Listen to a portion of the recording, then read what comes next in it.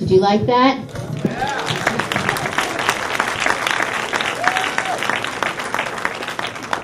Great. Now I'd like to introduce our guests of the evening, Dani Menkin.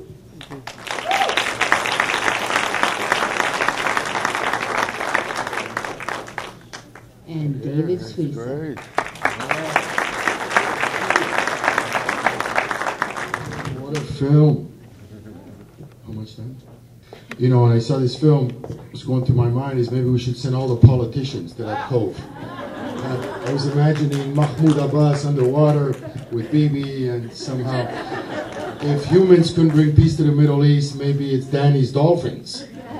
So this was just a remarkable film. Really, congratulations. How did you hear about this story? Okay, so first, this is the opportunity to say big thank you for you guys for coming, and to show a lot of appreciation to my partner, Yonatan Nir, who is not here with me, but he's my director partner, and he came to me with a story when I finished 39 Pounds of Love, which was playing here, and there are lots of people that saw this film here, and I'm so excited to show first screening after that movie. So he made a story about me and about the film, and then he told me about this guy, this kid, you know, that was kidnapped brutally, and he was that time, he was an underwater cameraman in the Dolphin Reef. So he knew that, you know, Morad is about to come, and he knew about the story, and we both met with the psychiatrist. And at that point, the psychiatrist already had footage of Morad who was in state of shock, which you could see in the film, in the beginning. So that was his footage. And when we saw it, we felt like it's an incredible story of a guy that is disconnecting himself from reality. But those things, you know, that already happened are documented. We said this is a documentary gold. We just, you know, need to be there and not screw it up.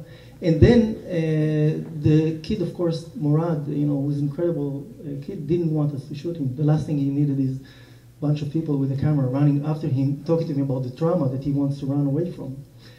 So we shot his father, and we saw this character who was like Clint Eastwood. You know, he's like, you know, I mean, you know, just, you know, this father deserves the film.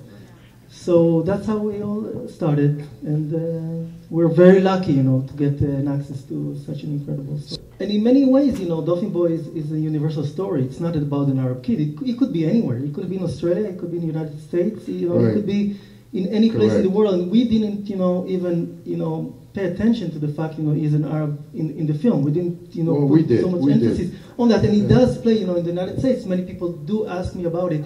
So I'm happy that it shows some kind of, you know, relationship, nice relationship that happens between Jewish Israeli and Arab Israeli. And that's a point to say that he's an Arab Israeli. No, yeah. And I always, when people ask me about it, you know, I always say that, you know, the dolphins there didn't know that he's.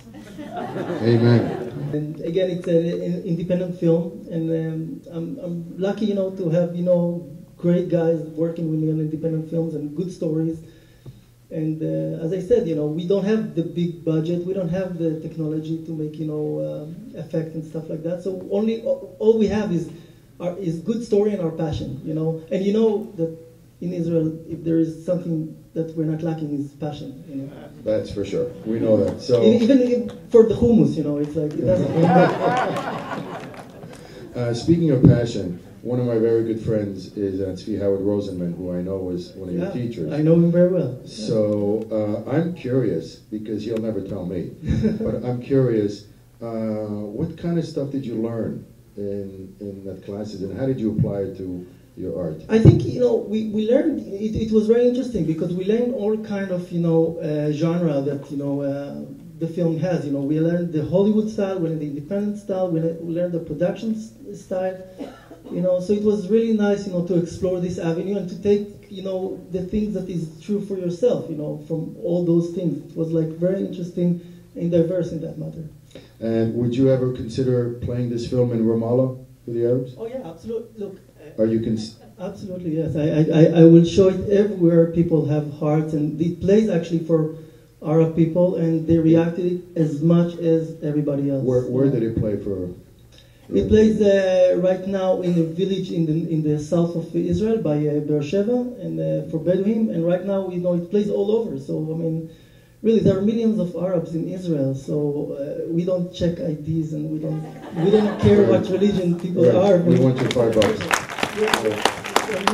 Eyeballs are eyeballs. We would never do that. Also, I don't blame you. You're an artist. Okay, we are now going to open up the questions from the audience. Now you're allowed to make speeches because we're Jewish, and that's what we do. So we have a maximum of 5-minute speeches on the Israeli-Arab conflict. Just kidding. Only questions under 10 seconds. is that the question? Thank you very much. I appreciate it. Go ahead.